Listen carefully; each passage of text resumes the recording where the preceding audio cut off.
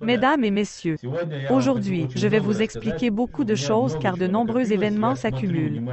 J'ai analysé attentivement ce qu'il se passe en France et ailleurs. La Russie n'a pas abandonné ses plans fascistes impériaux, détruire l'UE, les USA ou encore créer le chaos.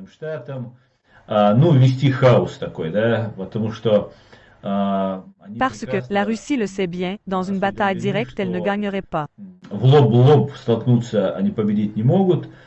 Alors, tout ce qu'ils peuvent faire, c'est utiliser provocation, tromperie, falsification et même le meurtre afin de semer la terreur. La Russie possède toutes les composantes et les attributs d'un terroriste et elle les applique.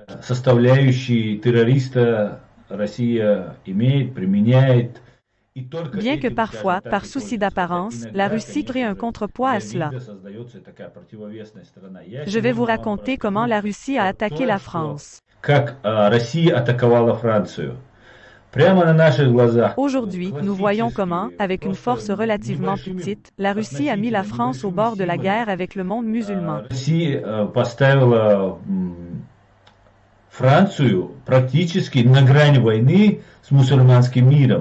Je vais vous parler du rôle que joue la Direction générale des renseignements de l'état-major des forces armées GRU.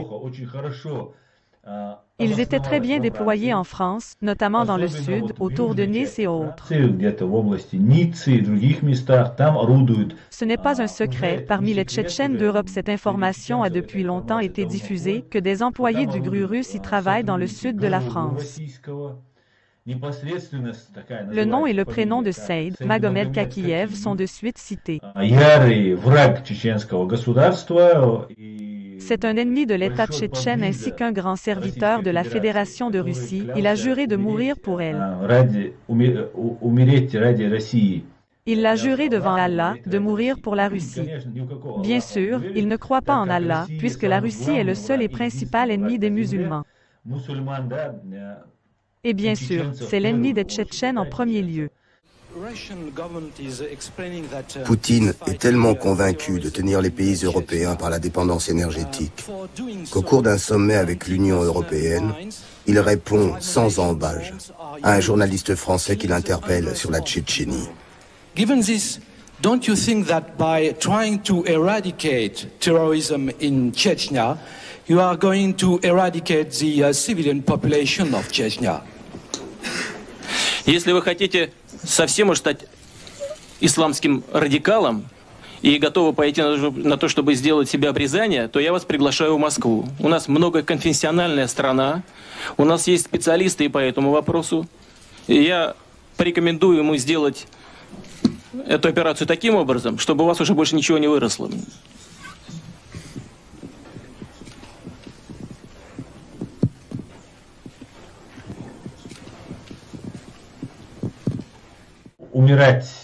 Mourir pour le principal ennemi des musulmans est tout simplement illogique. Bien sûr, c'est juste un serviteur russe, il le fait pour la Russie, espérant obtenir une autre médaille, espérant obtenir une plus grande pension. Peut-être lui donneront-ils un poste où il pourra gérer l'argent public. Il est un tueur endurci, il a tué de nombreuses personnes, y compris des citoyens de la République tchétchène Itchkeria. Celui-ci cède, Magomed Kakiev et son gang. Au fait, un homme qui a récemment essayé de me recruter pour travailler pour la Russie. Cette personne vit ici en Allemagne, cette personne a également exprimé le prénom de Kakiev. Maintenant, tout est dans la chronologie. Pour moi, l'essentiel est maintenant de tout vous expliquer de manière intelligible, et il n'y a rien à ne pas confondre. Je veux vous rappeler qu'il y a eu un tel cas avec une femme, nommée Elena Knorr.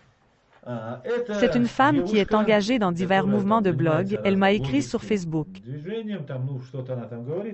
Elle m'a menacé, a écrit que j'étais un ennemi de la Russie, que je suis allé à la manifestation avec les Juifs.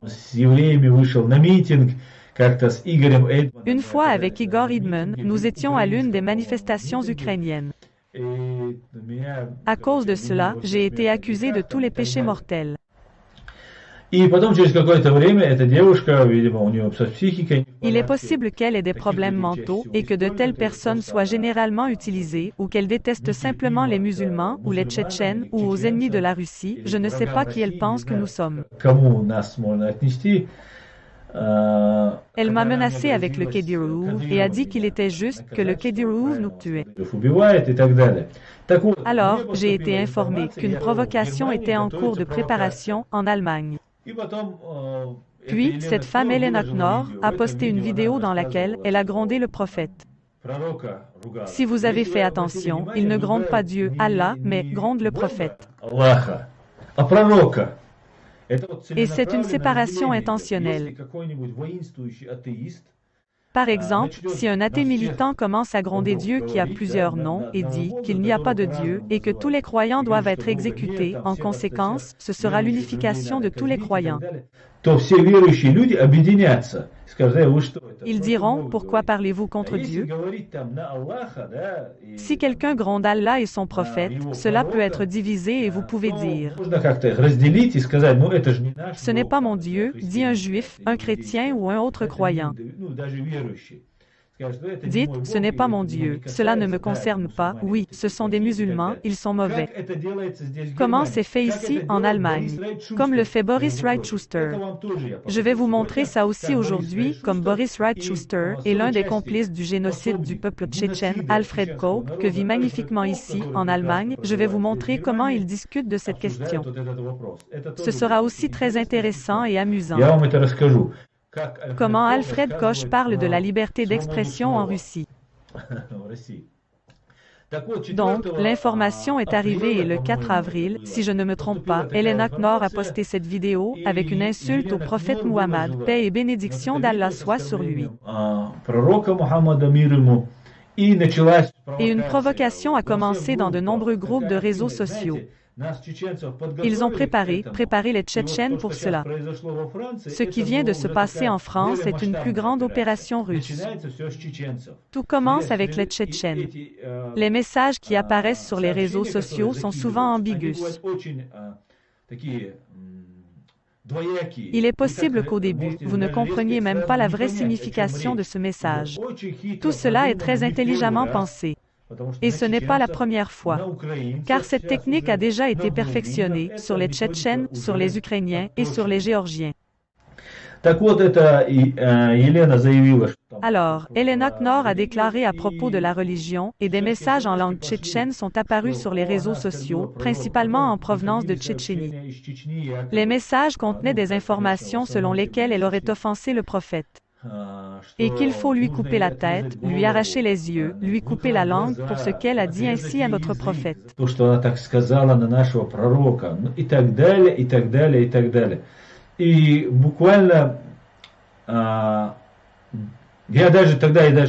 À ce moment-là, je ne m'en suis même pas rendu compte tout de suite. Je n'ai pas fait attention. L'information est venue qu'une fille a dit quelque chose sur la religion. Cette fille était Elena Knorr. Bien sûr, je l'ai reconnue car j'ai rédigé un rapport de police contre elle et elle ne m'a plus dérangé sur Facebook. Je pensais que c'était une autre femme folle. Et au fait, elle pourrait devenir une victime comme ça. Il pourrait utiliser cette fille de cette façon. Il pourrait y avoir un autre fou qui lui ferait du mal. Je pense qu'elle devrait me remercier d'avoir arrêté cette provocation, pourrait-on dire. Je lui ai sauvé la vie. Mais je pense qu'elle aurait pu être protégée, contrairement au professeur français qui a malheureusement été tué. Une victime. Et cela a été fait contre le président Macron. Oui, je pense qu'Elena Knorr aurait obtenu une protection. Ainsi, un message vocal est apparu en langue tchétchène, disant qu'il fallait lui arracher les yeux, lui couper la langue. Et en même temps, j'ai reçu un autre message vocal, d'une voix différente. Évidemment, c'était une personne différente avec un accent non tchétchène. Et ce qui était dans le premier message en langue tchétchénie, punir pour avoir insulté un prophète, dans le deuxième message, a été traduit en langue russe et se propage. Ce message tchétchène a donc été traduit en russe et distribué.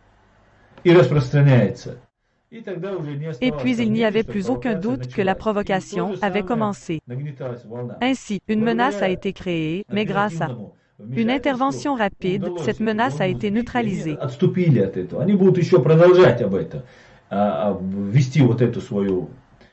Ils ont reculé, mais ils continueront leur provocation de grues russes contre les musulmans, contre les Tchétchènes, d'abord pour que nous ne devenions pas plus forts ici. Parce que nous sommes les Tchétchènes, une force puissante ici, dans l'Union européenne, nous sommes énergie atomique. Si nous nous tenons debout et nous renforçons, alors la Russie n'a aucune chance dans les institutions juridiques internationales. Parce que nous serons en mesure de transmettre la vérité et notre tâche est d'y parvenir tous ensemble.